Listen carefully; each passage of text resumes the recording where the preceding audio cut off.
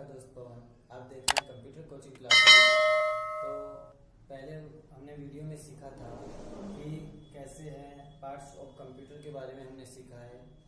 आज हम सीखने वाले हैं कि कंप्यूटर का जो फंडामेंटल है वो भी हमें समझ में आना चाहिए कि व्हाट इज़ कंप्यूटर, कंप्यूटर क्या है, कंप्यूटर की परिभाषा क्या है, उसके बाद में कंप्यूटर को एक्सप्लेन करना है।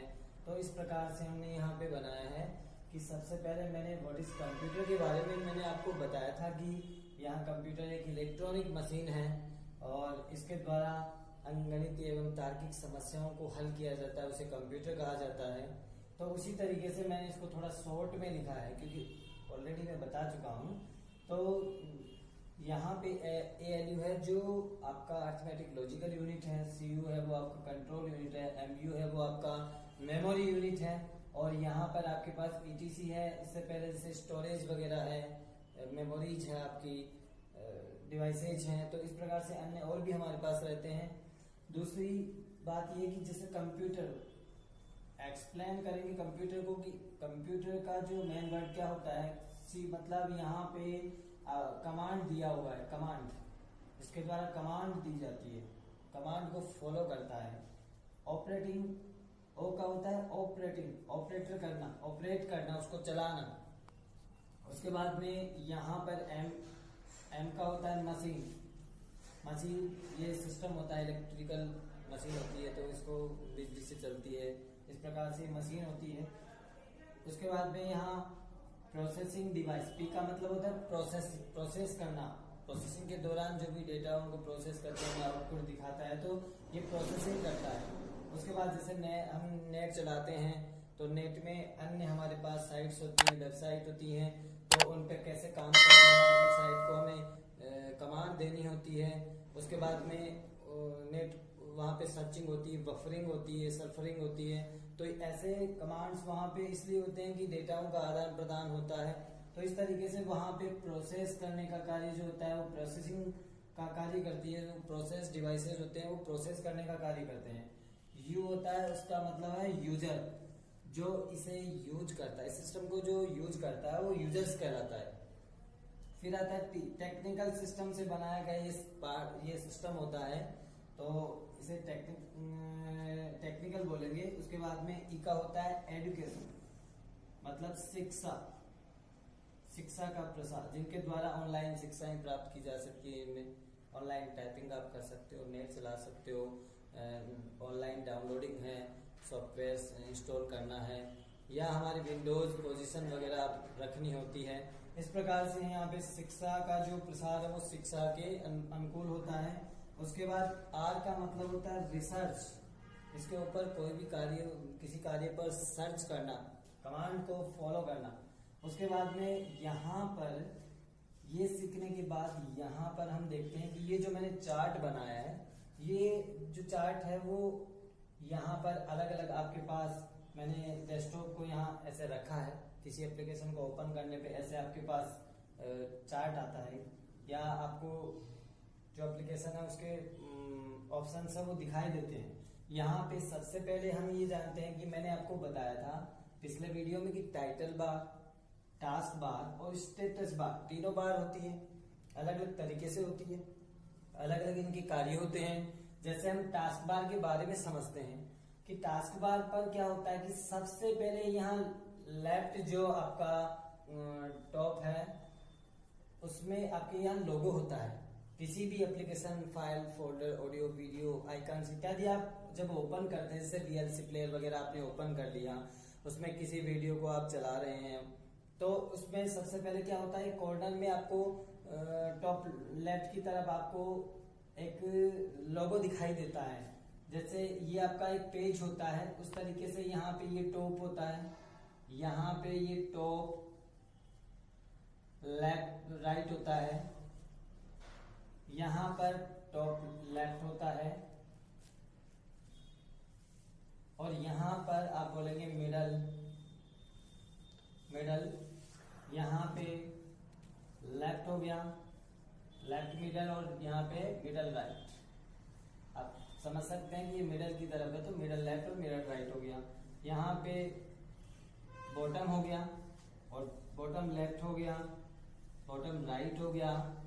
इस प्रकार से क्या होता है कि यहाँ पे मतलब पूरे पेज को हम पेज की तरह पूरी स्क्रीन को लेकर के हम अच्छे से समझ पाए कि यहाँ पे टॉप लेफ्ट वगैरह किस तरीके से कौन सी जो साइज है वो कहाँ पे हमें एडजस्ट करनी हो, अलाइनमेंट करनी हो, तो इस तरीके से हम उनको अच्छी तरह से समझ सकें।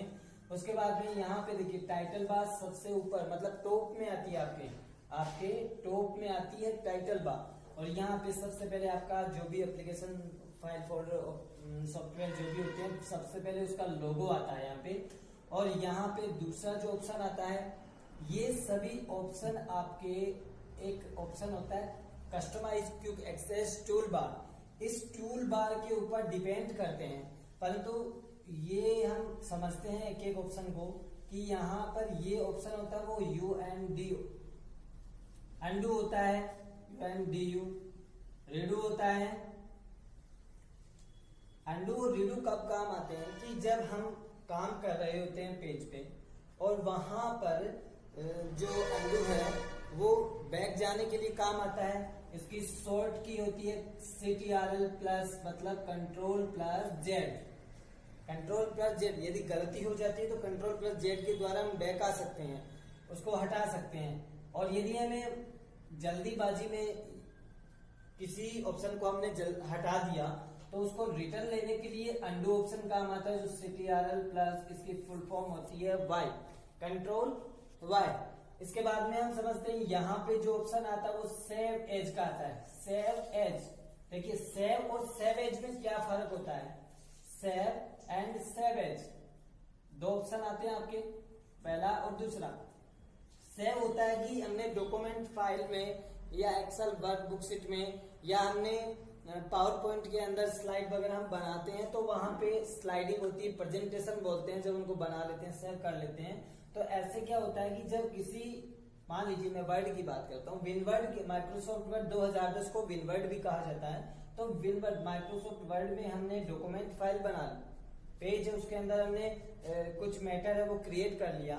उसके बाद में यहाँ पे सेव ऑप्शन, फाइल के अंदर सेव ऑप्शन आता है, फाइल में जाएंगे सबसे पहले, फाइल में जाने के बाद यहाँ पे सेव ऑप्शन आता है। सेव ऑप्शन के द्वारा इस फाइल को हमें सेव कर लेते हैं। किस नाम से करते हैं, सबसे पहले जब आप ओपन करते हो तो डॉक्यूमेंट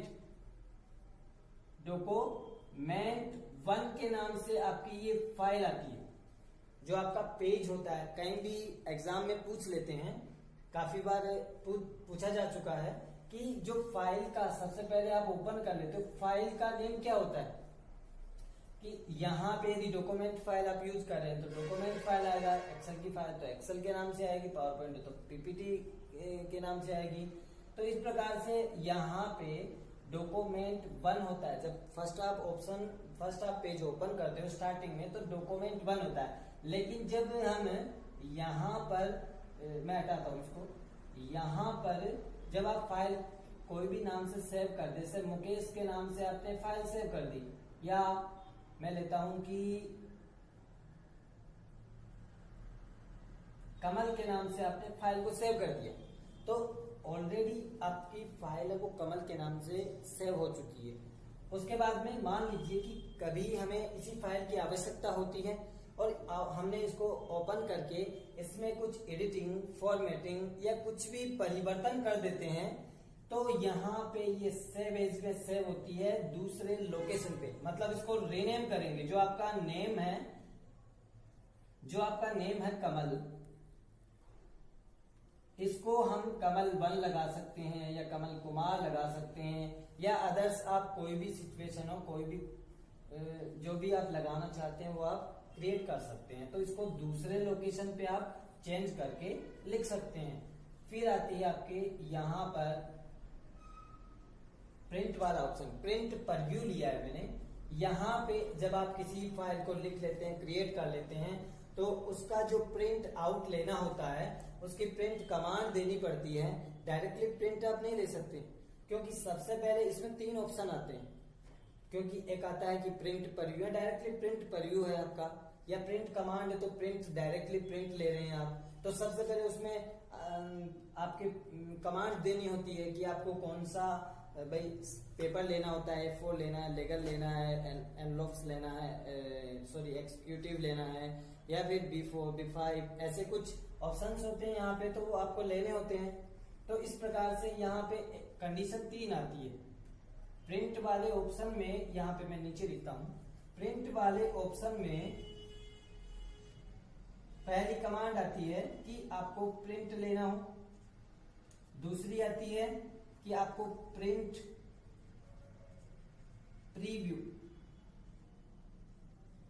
लेना हो, देखना हो, और यहाँ तीसरी कमांड होती कि पेज सेटअप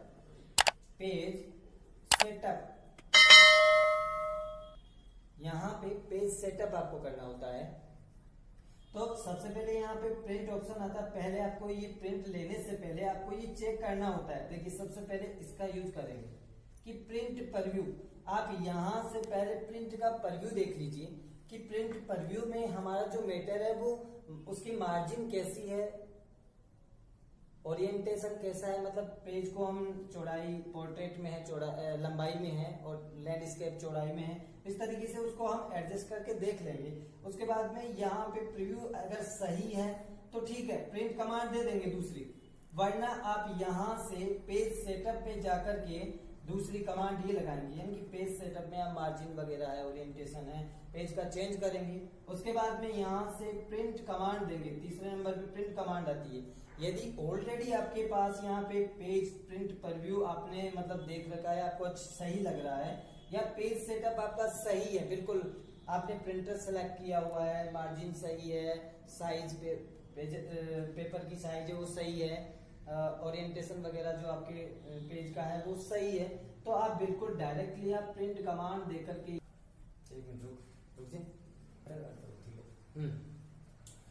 तो यहाँ पर आपने देखा कि प्रिंट परव्यू ऐसे। तो उसके बाद में आती है कस्टमाइज एक्सेस टूल बार।